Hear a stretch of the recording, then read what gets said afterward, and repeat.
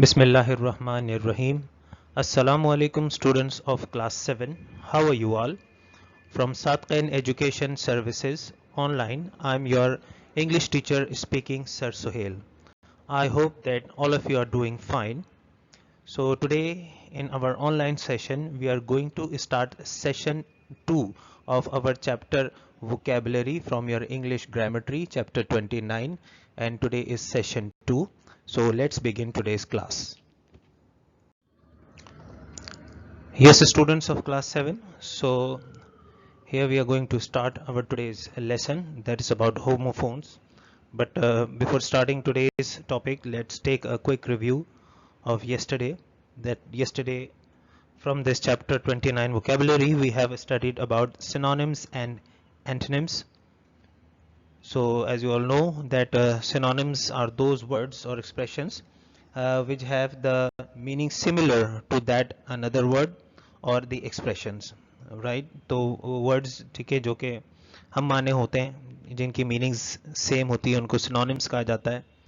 ठीक है, एग्जाम्पल में हमने पढ़ा था yesterday we have done the example in active it was the word, और उसके बाद हमने पढ़ा था कि इसमें idle, passive, weary, listless, slow, sleepy और मज़ीद और भी वर्ड्स हैं जो कि इस वर्ड्स के synonym में आ सकते हैं. And after that we have studied about the antonyms. Antonyms are the word or expressions which express the meaning opposite to that of another word. ठीक है जी, हम यानी कि ये वो words होते हैं जो कि opposites होते हैं. ठीक है, तो जैसे example yesterday we have studied के inactive example था, तो इसका अगर हम antonym देखें it means कि if we look to the opposite of inactive, that are active, busy, working, energetic, lively, etc.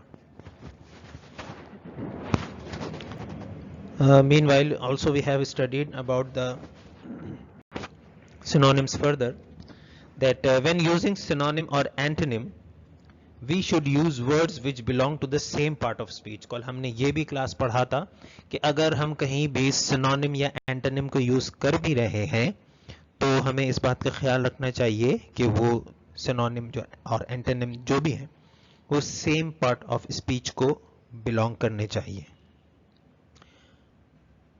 बस the antonym for difficult can be easy. तो अगर हम डिफिकल्ट वर्ड लेते हैं यानी कि जो कि एक एडजेक्टिव है, तो उसको अगर हम एंटोनिम यानी अपोजिट उसका लगाते हैं डिफिकल्ट का, तो वो इजी. ठीक है जी, उसका एंटोनिम जो है वो इजी हो जाएगा बिकॉज बोथ आर एडजेक्टिव्स. जैसे कि मैंने आपको भी बताया, कल भी बताया था कि दोनों ये एडजेक्टिव्स हैं, तो डिफिकल्ट का जो एंटोनिम होगा वो इजी होगा. But ease can not be the antonym for difficult. ठीक है, अगर हम इजी की जगह ईज वर्ड को ले लेते हैं तो उसका जो एंटोनिम है वो डिफिकल्ट नहीं हो सकता because it's a noun. Ease जो है वो एक नाउन है, तो उसका हम एंटोनिम किसी एडजेक्टिव को रिप्लेस नहीं कर सकते, तो उसके लिए हमें कोई नाउन ही लगाना पड़ेगा. The opposite is difficulty. तो अगर हम ईज लेते हैं जो कि एक नाउन है तो उसकी जो एंटोनिम बनेगा या अपोजिट बनेगा वो डिफिकल्टी बनेगा. Right class. उसके बाद फिर yesterday we have done this exercise जिसके अंदर we had to take the odd ones out. ठीक है, ये एक्सरसाइज हमने कल की थी जिसमें आपको कुछ वर्ड्स दिए गए थे. in each line there were almost 6 words. among these you have to pick up the odd ones out. तो फर्स्ट वन के जैसे आपको humility underlined है दिखाया गया था, और बाकी के we have solved this exercise during our online class yesterday. so I hope that you might have done this exercise in your copy as a home assignment. So now let's start today's topic class, that is on 156 page number from your grammar tree. Today's topic is homophones. आज हम homophones पढ़ेंगे. What are homophones? Let's see. पहले हम ये देख लेते हैं कि homophones होते क्या हैं. Two words are said to be homophones when they have the same sound or pronunciation but different spellings and meanings. Right class, let me read it again for you. Homophones, क्या है homophones? Two words are said to be homophones when they have the same sound or pronunciations but different spellings and meanings. Homophones क्या होते हैं? Homophones वो दो words को कहा जाता है या कहलाते हैं जिनकी साउंड या प्रोनाउंसिएशन यानी या तो उनकी आवाज या उनका तलफ़ुज़ यानी प्रोनाउंसिएशन वो सिमिलर हो, वो एक सी हो, सेम हो, मगर but they have different spellings and meanings, मगर उनकी जो स्पेलिंग है वो एक दूसरे से डिफर करती है, इवन द मीनिंग्स, और ये कि उनकी मीनिंग्स भी है एक दूसरे से चेंज होती है. ऑल राइट क्लास, सो ऐसे वर्ड्स जिनकी साउंड यानी कि आवाज सेम हो या उनका तलफ़ुज़ या प्रोनाउंसिएशन सेम हो but they have different spellings and meanings, मगर उनकी स्पेलिंग और मतलब जो है मीनिंग वो डिफरेंट हो, वो कहलाते हैं exactly homophones. Now let's see the examples. Look the first example a, stationery. ठीक है, now see the spelling here, STATIONERY. ठीक है, जो कि normally we use in our schools and home for your studies. ठीक है, ये एक नाउन है स्टेशनरी. व्हाट इंक्लूड्स दैट, इसमें क्या क्या चीज़ें आ सकती हैं, जैसे कि पेपर है, पेन है, एनवेलप्स हैं, एक्सेट्रा. ठीक है, जो भी हमारी स्टेशनरी की चीज़ें होती हैं लिखने पढ़ने के लिए for the study, whatever use, it's called stationery. Needed for writing, जो भी हम पढ़ने के लिए होते हैं. इसका एग्जाम्पल इन्होंने देखिए class in a form of sentence क्या बनाया है. He walked to the corner shop to buy stationery. ठीक है, ये इटैलिक फॉन्ट में जो स्टेशनरी आपको एग्जाम्पल में इजी करने के लिए बता दिया गया है. He walked to the corner shop to buy stationery, यानी कि कोने की दुकान पर चला गया वहां से कुछ स्टेशनरी यानी लिखने पढ़ने का सामान खरीदने के लिए. Now look to the second word, class 7, that is stationary as well, but as we have already studied that their sound is different but their spelling and meanings are different. Now look at the spelling here. In the above one we have studied that STATIONERY, but here in the second word it is STATIONARY, यानी कि there is a difference of E and A between the two words. ठीक है, E और A का spelling में इन दोनों words के different है बट साउंड सेम है, स्टेशनरी, बट इसकी भी मीनिंग अलग है. Stationary means it's an adjective, something that is not moving, ऐसी चीज जो कि अपनी जगह से ना हिल रही हो, अपनी जगह पर खड़ी हुई हो.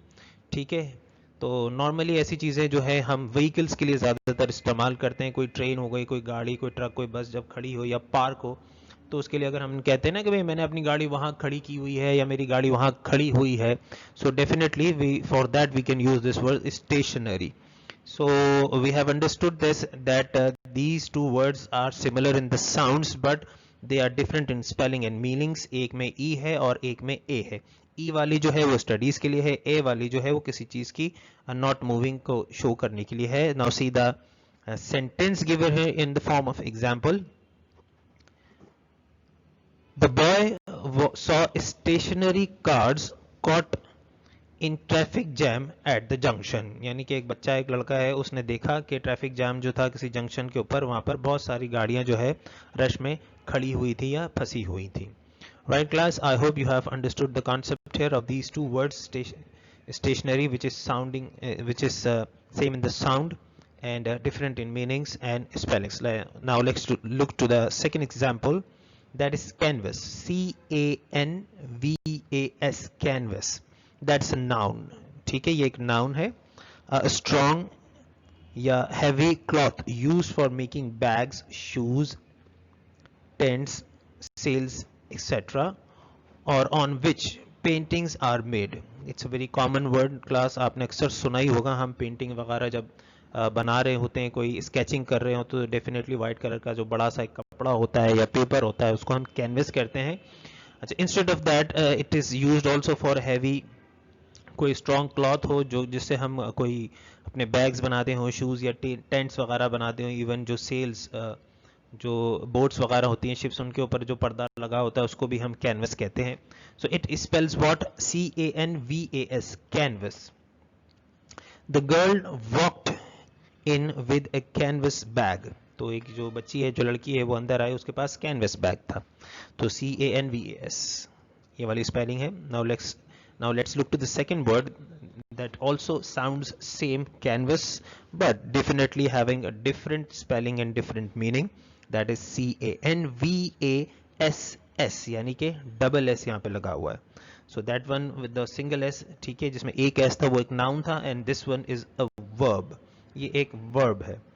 To raise public opinion in one's favor, ठीक है, तो किसी के फेवर में अगर लोग अपना ओपिनियन दे रहे हैं, अपनी राय कायम कर रहे हैं किसी के बारे में, तो इसके लिए यानी कि ये एक एक्शन वर्ड है, वर्ब है, इसको हम भी कैनवस कहते हैं.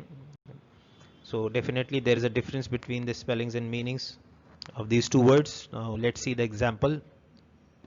इसका भी हम एक एग्जांपल देख लेते हैं, ठीक है.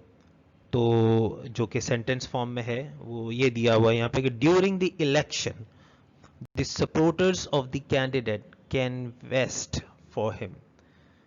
ठीक है जी, तो इलेक्शन के दौरान जो है कुछ सपोर्टर्स ने अपने कैंडिडेट को कन्वेस्ट किया, ठीक है जी, उसके राय में अपनी राय दी उसके हक में, ठीक है जी, उसको सपोर्ट किया. It means that.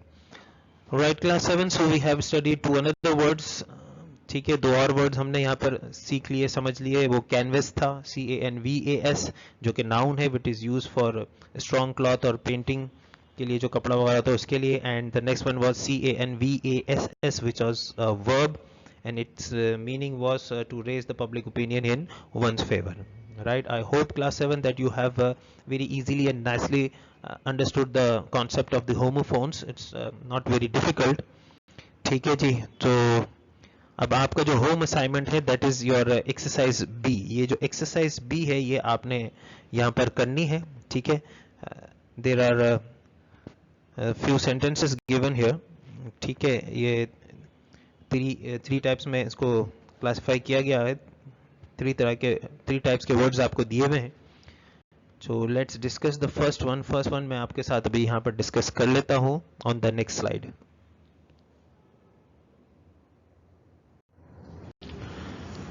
Yes students, so this is your homework for today's topic, homophones.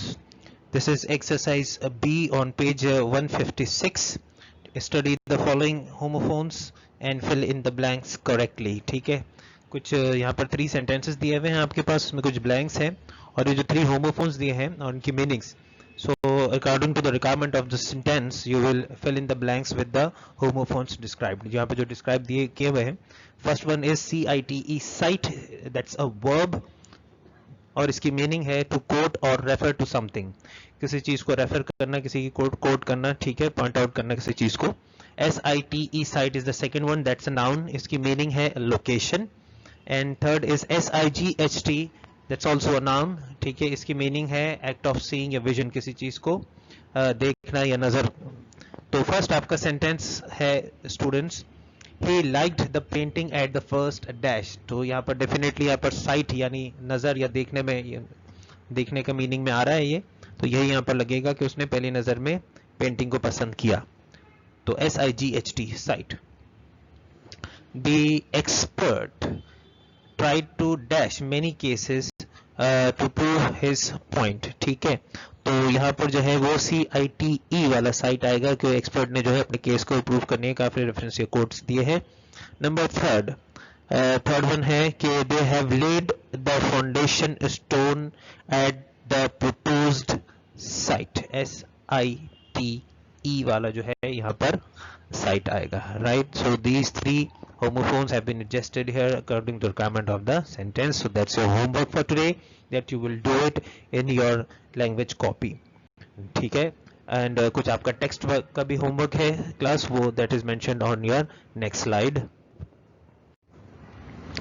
Yes students, so along with the written homework of English language, you have to learn the word meanings of chapter 2 of English text of the novel Matilda, and you have to learn the dictation list number 2. Alright, so that's all for today's class students. So see you in the next class inshallah. Till then take very good care of yourselves. See you later. Thank you so so much. Allah Hafiz.